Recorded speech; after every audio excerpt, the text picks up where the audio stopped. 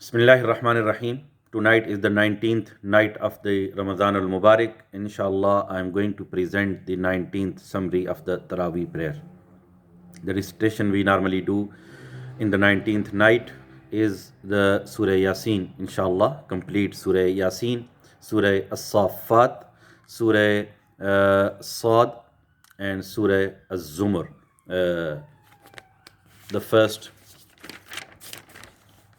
31 verses, inshallah, and we will complete 23rd juz of the Holy Quran tonight, inshallah. Surah Yasin is called the Qalbul Quran, the heart of the Quran. It's very unique surah of the Holy Quran, many benefits of this surah. And the Prophet ﷺ said that man qara yasin fi laylatin asbaha maghfuran lahu, that if anyone will recite Surah Yasin, inshallah, will be wake up forgiven. So there's a great benefit of this surah because it contains the iman, the belief, the tawheed, oneness of Allah subhanahu wa ta'ala, the life after death, the scenarios of the qiyamah.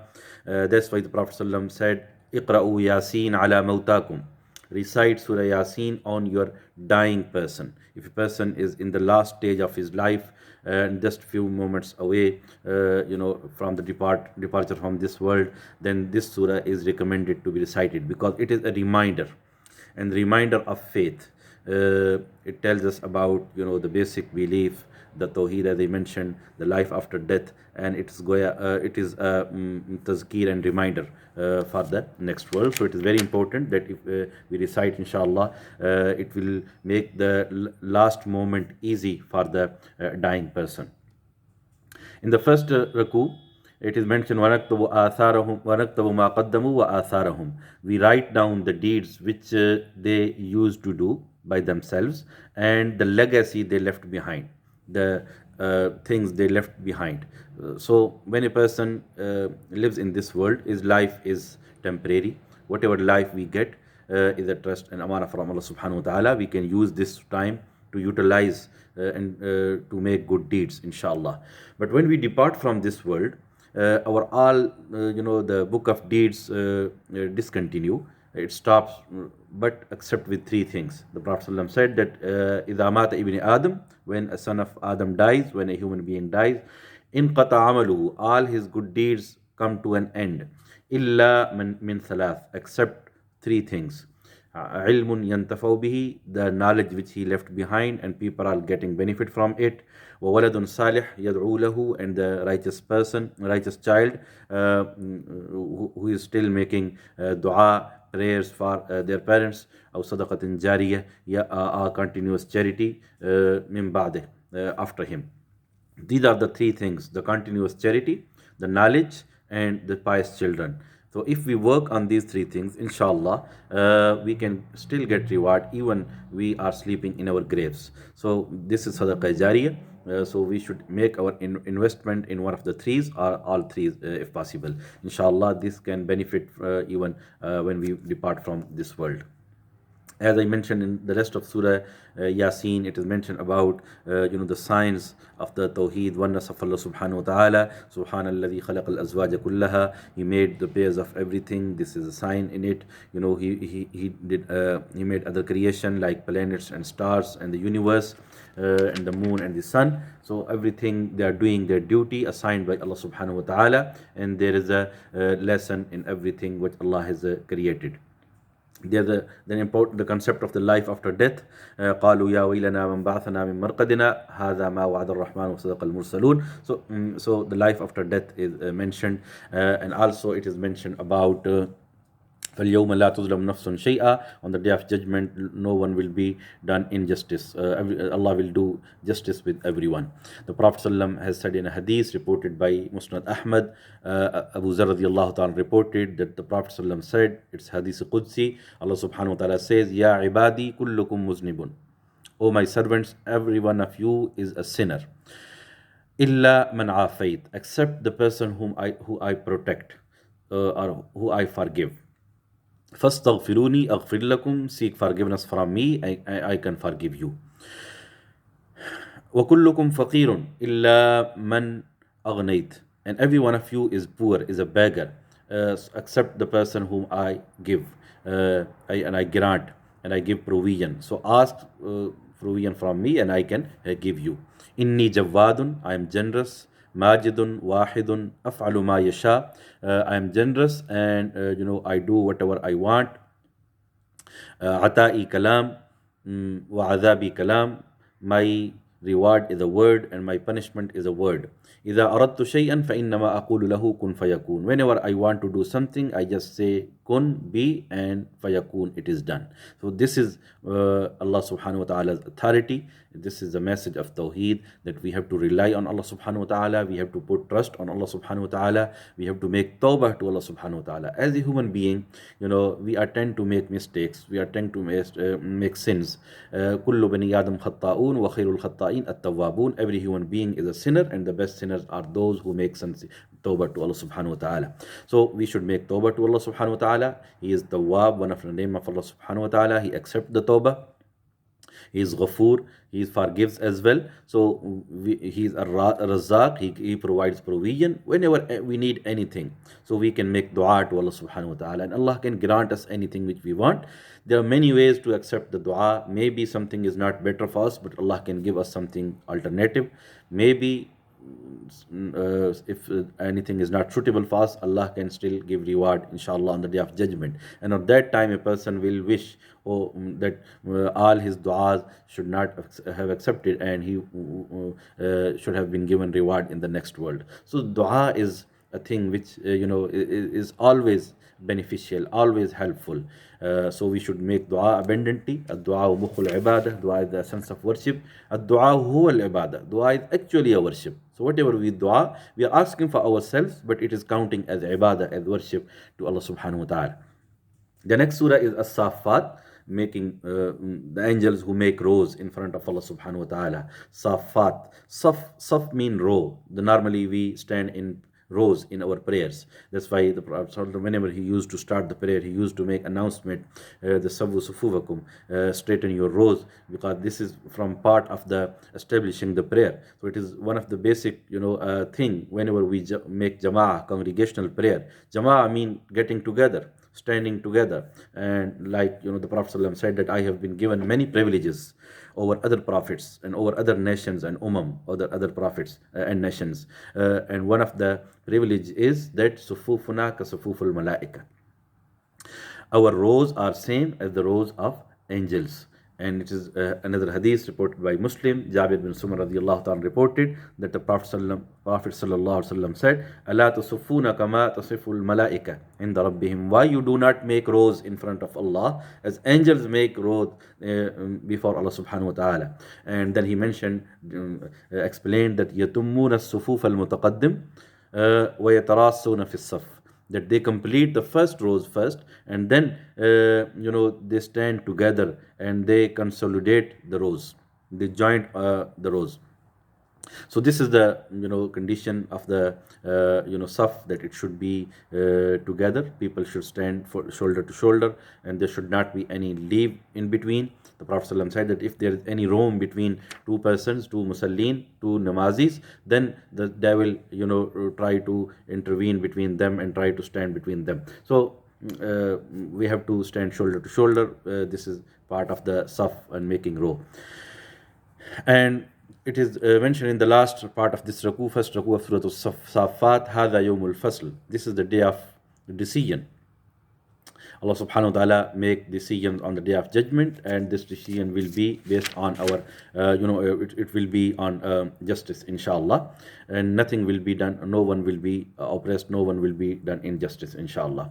Then the prophets, earlier prophets are mentioned, some parts of their life, and they're dealing with their nations and communities. And the one word is unique, and one verse is repeatedly said about almost every prophet, like Salamun ala Nuhin fil alameen, peace be on Prophet Nuh alayhi salam, in the world, fil alameen, in the both worlds, in the universe. And also Salamun ala Ibrahim, peace be on the Prophet Ibrahim alayhi salam. Salamun ala Musa wa Harun, Peace be on the Prophet Musa alayhi salam and Prophet Harun alayhi salam. Salamun ala Ilyasin, and so on. So every prophet, it is mentioned that Allah subhanahu wa ta'ala sent blessing on them. So whenever we see we say any prophet's name, we should say as well, like peace be upon him, alayhi salam. These are the protocol we have to follow, because this is a part of our faith, that we show respect to every prophet. And we do not discriminate among the messengers. The Prophet ﷺ said in a hadith, إِذَا سَلَّمْتُمْ عَلَيَّ فَسَلِّمُوا عَلَى الْمُرْسَلِينَ. When you send durood on me, also send salam and durood on the other prophets as well. فَإِنَّمَا رَسُولٌ مِّنَ الْمُرْسَلِينَ, because I am one of the messengers. So this is this hadith reported by Qatada, the Ravi is Qatada radiyallahu ta'ala anhu. So the last verses are almost tell the same thing. Subhana rabbika rabbil izzati amma yasifun wa salamun ala al-mursaleen walhamdulillahi rabbil alameen. Glorified be your Lord, who is the owner of the might, and who is the owner of izzah and power, and he is free from what people attribute unto him, make association with him. He is free from every shirk. And salamun, and peace be on the messengers. Wa salamun ala al-mursaleen. Peace be on all messengers. So this is the same message which I mentioned. This it's a hadith the Prophet ﷺ has said. Whenever we say any prophet's name, we have to say alayhi salam, peace be upon him. And this is actually the concept is taken by the verse of the Quran. Wa salamun ala al-mursaleen. The next surah is Sad. This is the abbreviated letter. We don't know the meaning. Only Allah and His Messenger know its meaning. It is mentioned about the Quran. What Quran says, what the message of the Quran. Well, Quran is His zikr. Quran is the full of reminders, full of advices for us. So this is our duty now, to read the Quran and get advice of the Quran. The second raku contains the sajda verse. And this is the 10th sajda of the sajda verse of the Quran. As I mentioned before, there are 14 or 15 sajda of the verses of the Quran. Whenever we recite them, or whenever we hear the recitation, we have to make prostration. We have to make one sajda. And the Prophet ﷺ said, the verse of sajda says, فَاسْتَغْفَرَ رَبَّهُ وَخَرَّ رَاكِعًا وَأَنَابَ. That he sought forgiveness, the Dawood alayhi salam. He sought forgiveness from his Lord, and he fell down in sajda, in prostration, and turned to Allah in repentance. وَخَرَّ رَاكِعًا وَأَنَابَ. And the Prophet ﷺ has said that the sajadaha Dawood tawbatun. That this verse contains sajda, and because the Dawood alayhi salam did sajda. And what was the reason of his sajda? Sajadaha Dawood tawbah. He made this sajda as a repentance.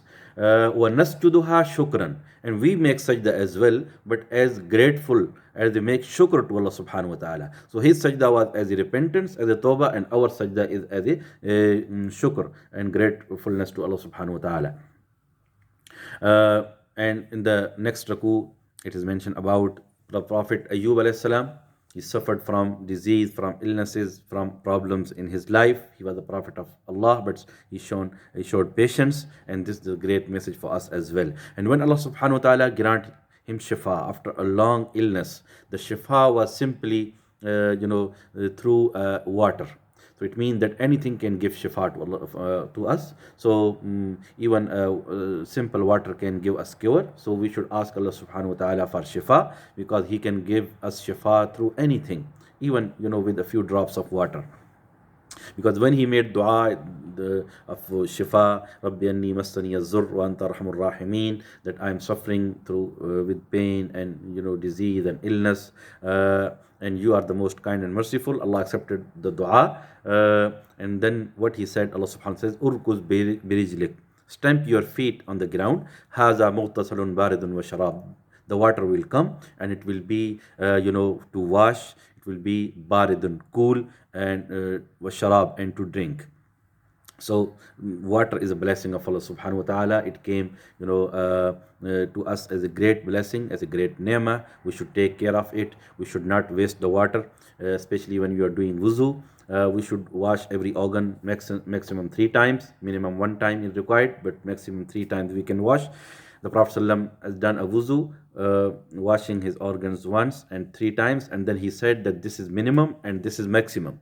minimum 1 time, maximum 3 times. And he said that if anyone will go beyond this, will do extra washing, he is sinful because he is wasting water. He will reduce his sawab. So we have to be very careful. Water is a blessing of Allah subhanahu wa ta'ala. The Prophet ﷺ said 1400 years ago that even we are standing in front of a stream, of a fountain, of a river, still we should not waste the water because this is the blessing of Allah subhanahu wa ta'ala. Whenever Prophet ﷺ said this, people normally ignore this advice. They waste water without any care. But when nowadays the water companies, they are installing smart meters, and whenever they give you the bill according to what the water you use. Now people are very careful. So we should trust the advice of the Prophet sallallahu alaihi wasallam, and inshallah, if we will do as a sunnah of Prophet sallam, we will not waste water. Inshallah, then we will get sawab as well. This is actually the teaching of our deen, not to waste water and use it sensibly. And of course, it is a blessing of Allah subhanahu wa ta'ala. It is, can give us a lot of benefits and so on. It's refreshing, it's cool, it's, we get bath, we wash, and we get coolness through this great blessing of Allah subhanahu wa ta'ala.